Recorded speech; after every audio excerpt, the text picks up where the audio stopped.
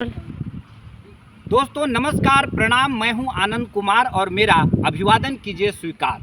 मित्रों, आप देखना शुरू कर चुके हैं मदारी आर्ट्स का यह यूट्यूब चैनल। मित्रों, मैं इस समय अंबिकापुर सरगुजा छत्तीसगढ़ के इस पार्क में हूं। आप देख सकते हैं कि यह खुला आसमान है और हर तरफ हरियाली ही हरियाली है। मौसम भी बेमौसम हो चुका है, कभी धूप और कभी गर्मी है, लेकिन इस समय देश का जो मौसम है वह बहुत खराब हो चुका है। मैं जिस जगह पे खड़ा हूँ, इस जगह से छत्तीसगढ़ प्रदेश की राजधानी रायपुर की दूरी लगभग 330 किलोमीटर है और इस देश की राजधानी नई दिल्ली की जो दूरी है करीब करीब 1100 किलोमीटर है।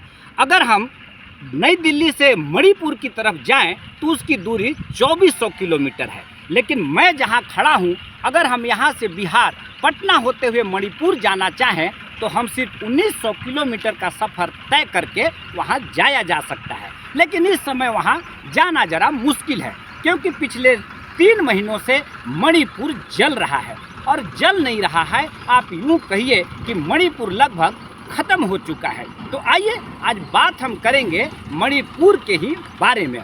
मित्रों, जैसा कि आप जानते हैं कि मणिपुर जो है वह इस भारत देश का एक अभिन्न राज्य है, खूबसूरत है। वैसे तो हमारे देश में माताएं बहनें पूरी दुनिया में सबसे ज़्यादा खूबसूरत होती हैं, लेकिन ऐसा माना जाता है कि मणिपुर की जो महिलाएं हैं वह बहुत सुंदर होती हैं, लड़कियां बहुत खूबसूरत होती हैं।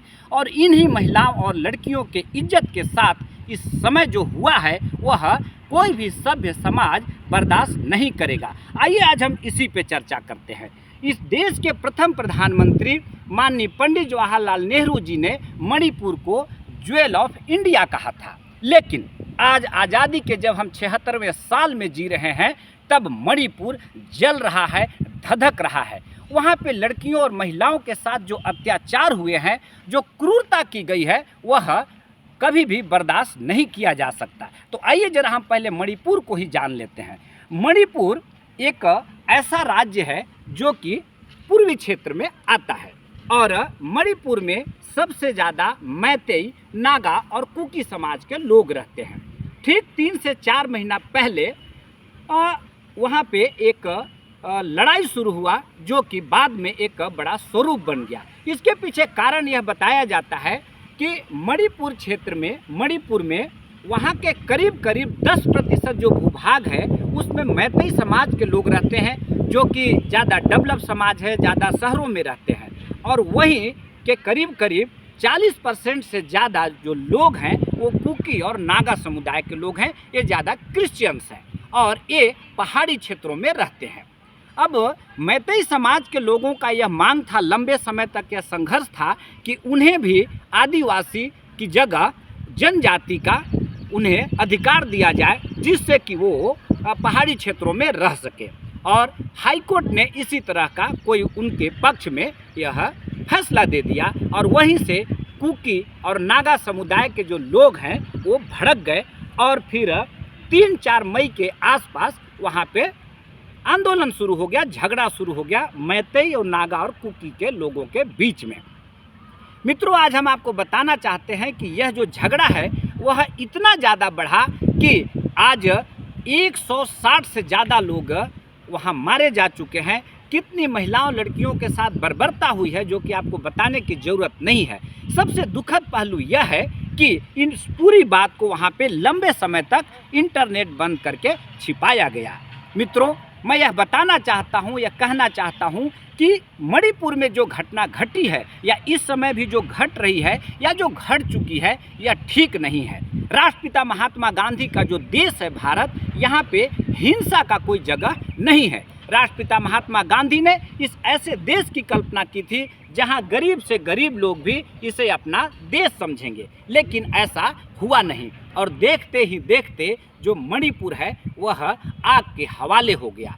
कितनी घरों को जलाया गया, 400-500 से ज़्यादा वहाँ पे FIR हो चुके हैं और उसके रियलिटी में आप जाएंगे तो आप पाएंगे कि इस समय मणिपुर लगभग बर्बाद हो चुका है। आइए जरा हम इस घटना पे राजनीतिक पहलू के भी चर्चा करेंगे। राजनीति के दृष्टि से अगर आप देखें तो एक पार्टी यह कहती है कि जो दूसरी पार्टी है वह वहाँ पे इन नागा और कुकी लोगों को उन्होंने बसाया, ये ज़्यादातर पहाड़ों में रहते हैं, अफीम की खेती करते हैं, म्यांमार, बर्मा और दूसरे जगहों से इनका लगाव भी है।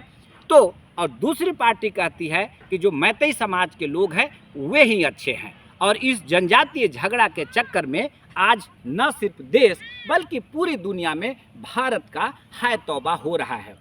यहाँ से लेके अमेरिका तक के अखबारों में इस तरह की घटनाएं घट रही हैं और उसका न्यूज भी आ रहा है। मित्रों, निसंदेह आज मणिपुर में जो घटना घटी है वह किसी भी तरीके से कोई भी सभ्य समाज इसे बर्दाश्त नहीं करेगा। जैसे कि वहाँ की माताओं बहनों को निवस्त करके परेड कराना, घुमाना, सामूहिक बलात्कार करना, पशु पक्षियों तक को भी नहीं छोड़ना, लोगों को घर जलाना।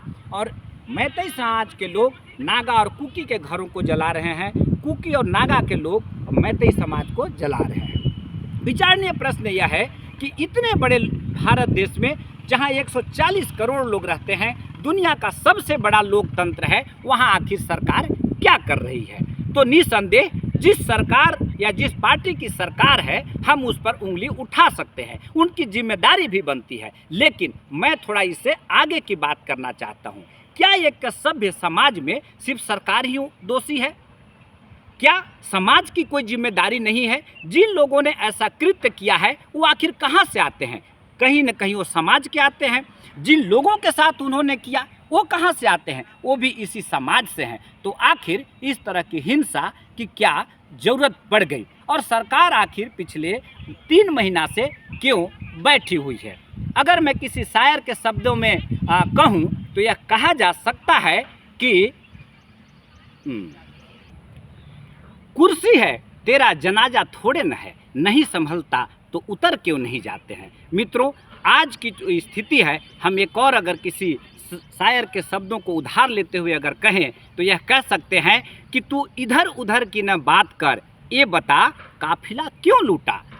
तू इधर उधर की न बात कर, ये बता कि काफिला क्यों लूटा। मुझे रहजनों से गिला नहीं, तेरी रहबरी का सवाल है। मित्रों, मणिपुर की घटना साधारण नहीं, यह असाधारण घटना है। और आज इस घटना की वजह से न सिर्फ देश बल्कि पूरी दुनिया में भारत के लिए थू थू हो रहा है। मैं सिर्फ इतना निवेदन कर सकता हूँ, चाहे कोई समाज का व्यक्ति हो, चाहे किसी राजनीति का व्यक्ति हो, इस घटना में राजनीति का कोई जगह नहीं है। ज़रूरत इस बात की है कि हम भारत के लोग सब मिलजुल कर अपनी माताओं बहनों की रक्षा करें। और जिन लोगों ने ऐसा किया है उनके लिए इन चंद लाइनों से मैं अपनी बात को समाप्त करना चाहता हूं कि कौम को अब कबीलों में मत बांटिए, ये ज़िंदगी का सफ़र चंद मीलों में मत बांटिए। एक सागर की तरह है हमारा ये वतन भारत, इसे छोटे छोटे ताल और झीलों में मत बांटिए। बहुत बहुत धन्यवाद।